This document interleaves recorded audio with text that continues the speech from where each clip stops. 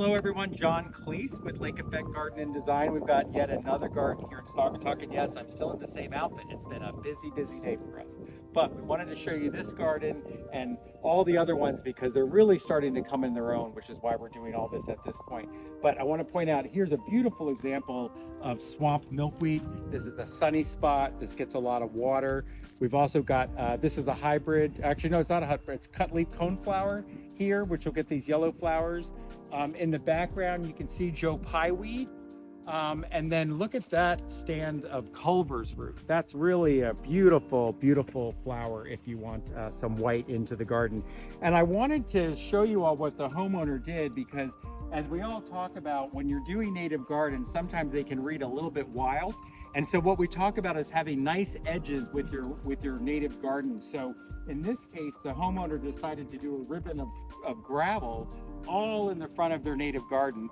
And I think it did a really beautiful job. So what could have looked as, something that read as very wild now reads as something, I wouldn't say totally formal, but it's very nice and neat the way it's backed up here against the fence. And I'd say this is probably only about 6 feet wide, maybe a little bit longer than planting bed. So you don't need a ton of space, especially if you've got some fencing in the background. So let's take a walk through and see what we've got for some of these plants. We have Boneset here. This is common Boneset.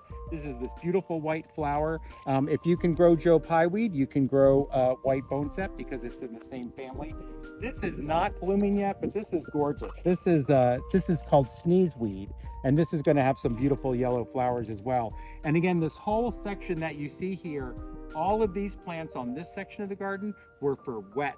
In fact, one of the reasons the gravel's here is because this got so flooded, but there is always a native plant for whatever condition you have, and you can see how beautiful this is taken off in the wet parts of this garden.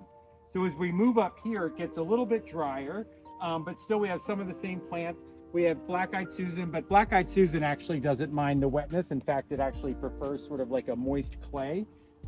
We still have more Cutleaf Coneflower. Look at the bees that are on top of this Culver's root as we get here. Just absolutely stunning, no doubt about it. We also have as we've seen in my other videos, my Rattlesnake Master, which I absolutely love. It was in sand or wet for sure, because I have it growing in all sorts of conditions. And here we've got a beautiful Prairie Dock. It hasn't bloomed yet, but those big, beautiful leaves of Prairie Dock. Coming back here, we have some more Goldenrods. This is some hybrid Coreopsis that's very tall. I think it's called Flower Tower Coreopsis, very pretty.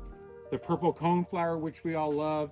Again, a somewhat wet garden. And once again, you can see that the butterfly weed is doing well. This is really the third summer of this garden, and it seems to be doing quite lovely. More Boneset. This is an earlier part of the garden where we have the Foxglove that's all back in through here, which is really quite beautiful and all white, but that's kind of done its thing. Tough little landscape here. We should probably pop in a little bit more Carex grasses. And look at this. We'll have to come back in the fall. This is actually New England Aster. This is going to be incredible, just filled with purple flowers. We've got Baptisia here. Look how tall this is. I'm 5'10". This is or no, I'm not. I'm sorry. I went and got my annual. I'm actually 5'8" now.